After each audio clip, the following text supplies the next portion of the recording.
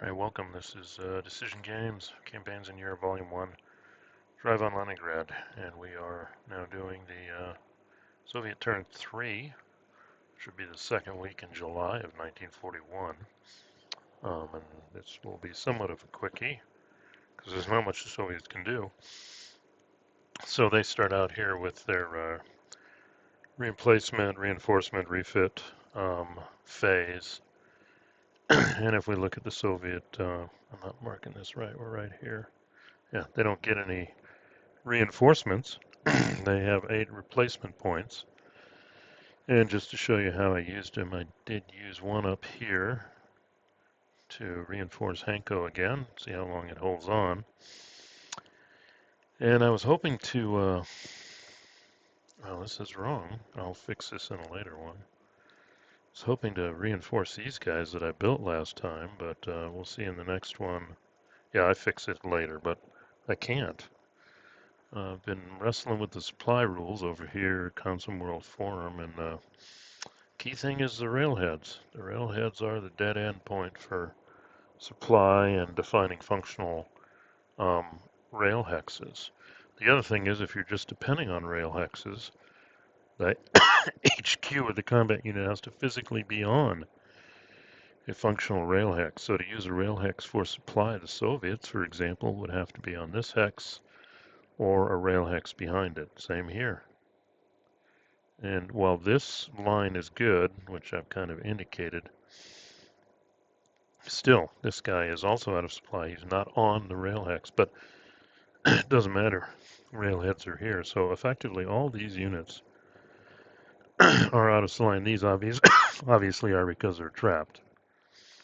Hence, driving home the importance of having an HQ and depots and not just relying on railheads and functional rail hexes. So, as part of their 8 refit points, they do build 2 more destroyed infantry corps. That's 2, and then they did spend 1 over here. That's 3. And this guy actually costs for an HQ. They say it's the combination of the, I think it's the range. Yeah, 2. Total value of mobile plus static support range, which in this guy's case is 4. Yeah, 1 and 3 is 4. So, and I'm leaving him in mobile because obviously he's got to get to the front. So 1, 2, 6, 7. So they're left with 1 RP left. The only reason I put him here is I didn't feel like putting him all the way here at the map edge hex. Yeah, so they come in here. Rail movement, you can go as far as you want. Normally I would have put them in Leningrad, but this obnoxious little interdiction guy here prevents units being placed here from doing strategic rail. You can't embark a strategic rail if you're in an interdiction hex. You can go through it, but you can't embark. So just that's the supply rule. So effectively all these guys are out of supply. Now the obvious question is, what are the supply effects? Movement is halved.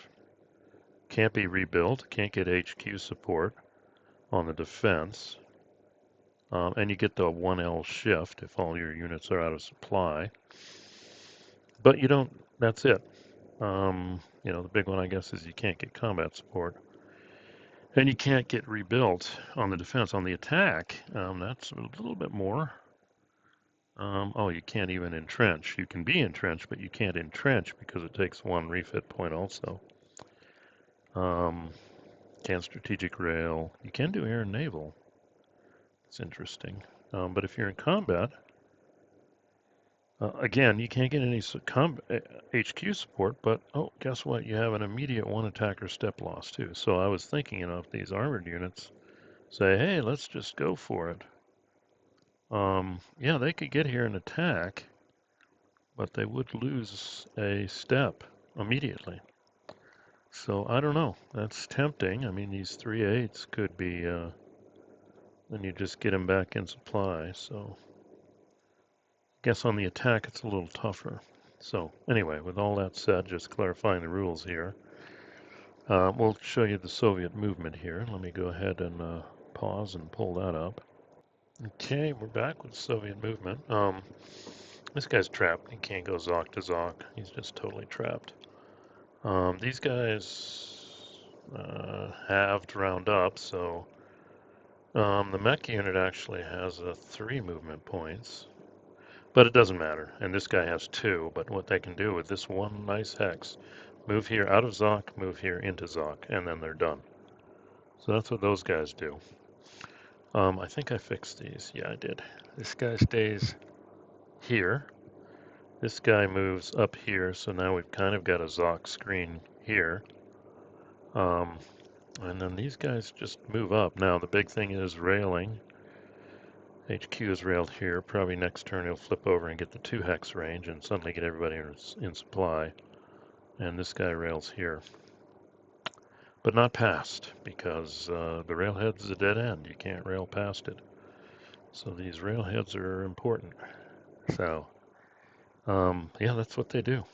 That's all they can pretty much do, thanks to the supply situation. And like I said, it looks like the Germans are going this way. I'll look at it during a German turn, but when I was listening to a documentary about their original plans, I think their plan was to come up through here. So I don't know. Maybe they can shift real fast or come up here and go for it. That's an interesting choice. And the Germans have to think about supply too. They can get a railhead here next turn, but then the HQ would have to be on it to use it, because their nearest depot is, I think, back here. And I don't think they have a mobile supply unit sitting around to build a depot. Yeah, there's one. But, well, the railhead will go here. So you could probably strategic rail one here, but if I was going to build a depot, I'd want to build it here.